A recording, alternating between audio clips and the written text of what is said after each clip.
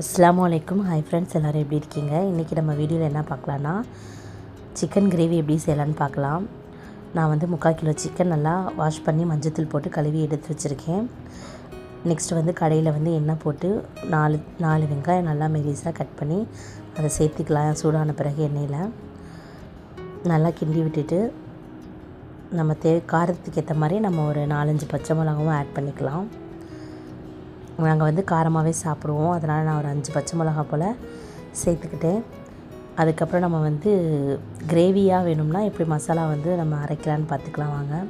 நான் அதுக்காக 3 தக்காளி, 2 ஸ்பூன் ஜீரகம், நெக்ஸ்ட்டு 3 ஸ்பூன் பெப்பர், இதெல்லாம் போட்டு நல்லா மெலிசாக அரைச்சி எடுத்துகிட்டு வந்துடலாம்.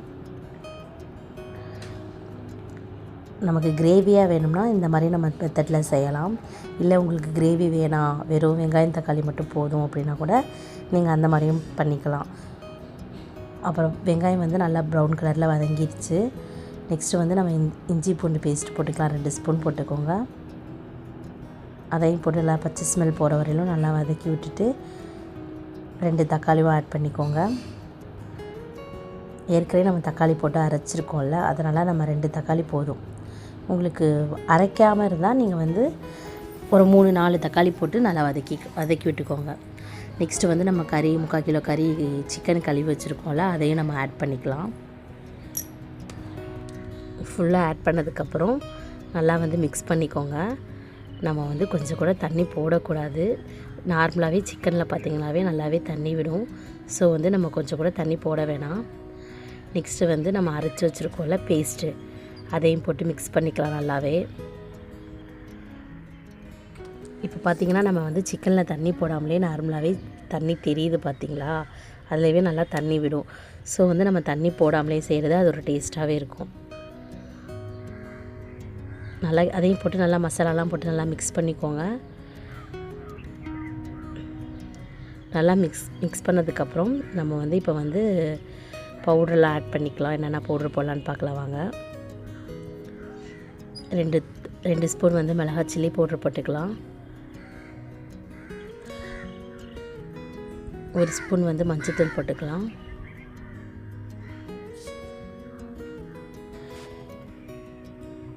அப்புறமா மல்லித்தூள் 2 ஸ்பூன் போட்டுக்கலாம். கடைசியாக பட்டை கிராம்பு ஏலக்காய் தூள் இருக்குல்ல, அதை ஒரு 1/2 ஸ்பூன் போட்டுக்கலாம். இது எல்லாத்தையும் போட்டு நல்லா கிண்டி விட்டுக்கோங்க.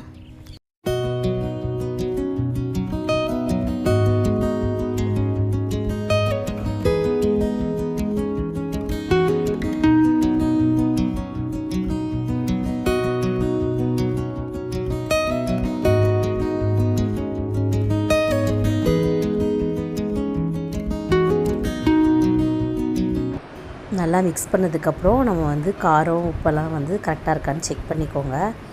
இப்போவே பார்த்திங்கன்னா தண்ணி நம்ம போடாமலே பாருங்களேன் எவ்வளோ தண்ணி, அதாவது எவ்வளோ கிரேவியாக இருக்குதுன்னு பார்த்துக்கோங்க.